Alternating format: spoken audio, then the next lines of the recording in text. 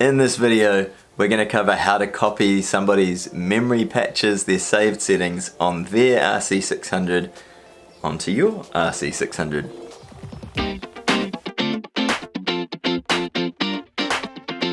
Things you will need are a cable to go from your RC600 to a computer of some description, and of course your RC600. So let's begin. For those of you that have downloaded my setup already, you'll get a zip file like this, and if you double click it, you are going to get a little folder that says David Shannon's RC600 full setup. If you open that, we're going to go to patches 19 and 20. Those are the two settings you're going to copy across to your RC600. If we open those, you'll see they have 4 RCO files. Now, before we get started, before we connect my RC600, and this is something you can do as well, is go and find 2 memory patches on your RC600 that have nothing on them, that are blank. You haven't used them, you don't have saved settings, so you're not going to overwrite anything.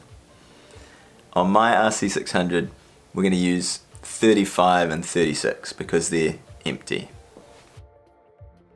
What we need to do before we copy them across is change the names of these files to memory 035A, memory 035B.rco, memory 036A, and memory 036B.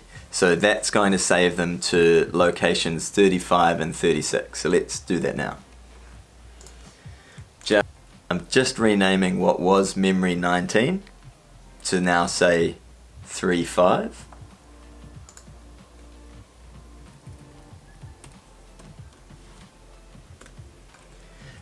And I'm renaming what was memory 20 to now say 36.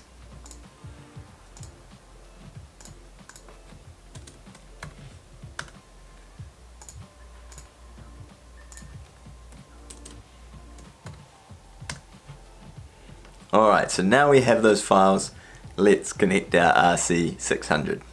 So let's plug that cable in.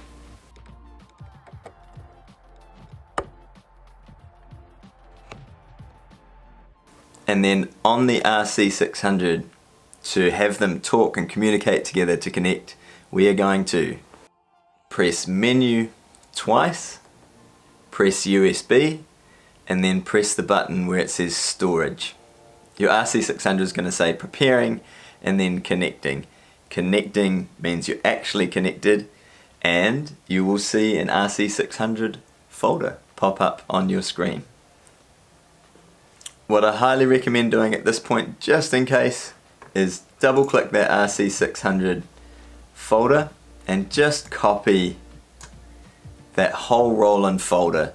This is basically doing a backup in case anything goes wrong, is strange, you don't like it, you want to go back to exactly what you had. This is what you're going to do. And I'm going to name this Roland Backup with today's date, 2nd of July. Backup, July 2nd.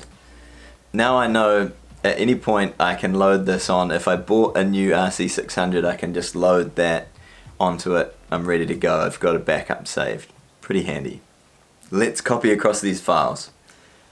Open up your RC600, go into the roll-in folder, go into data, and you'll see we have memory 001A.rco, 001B.rco. Very similar format to these files we had earlier, and what we're going to do is we're going to copy those 4 files. You can just drag them across. It's going to say an item named memory 035A.rco already exists. Yes, we want to replace it. Replace, replace, replace, replace. We could click apply to all. That is done. Memories 35 and 36 now are the new, if you've been copying along and you've downloaded my files, they are now my setup. You have it on your RC600 ready to go. So on a Mac we can eject the RC600. The RC600 is going to say disconnect for a really long period of time, and then go back to just your main home screen, and you can unplug your cable. You're now free to use your RC600 again.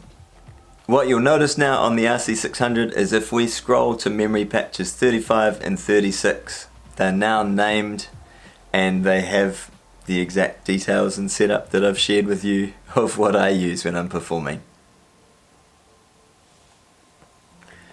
One thing to note for those of you that have downloaded the TouchOSC setup that I shared as well as these memory patches, if you don't load these memory patches, your RC600 won't have the assigns set up that trigger the MIDI values on TouchOSC. So to have it all work smoothly together, download these patches, put them into a spare couple of memory patches, memory spaces on your RC600, and then that will have all the functionality of the TouchOSC file that I shared working for you. There is one last thing I need to add, and this is a troubleshooting chapter if you like. If you have your RC600 set so that the mode and control buttons use the actual system settings, when you load these patches they're not going to work as described, because they're taking the settings that you already have system-wide rather than these specific memory settings. So to fix that, if it's a problem, or to check if you wish to, you can do this. Press menu twice, control function, then scroll across and you'll get preferences. You'll see on that screen whether your buttons in mode 1, 2 or 3 are set to your system settings or memory settings, the specific memory patch that you're on. If you press page across, you'll then see your 1, 2, 3 and 4 control buttons, if you're using them, can also be set to memory or system.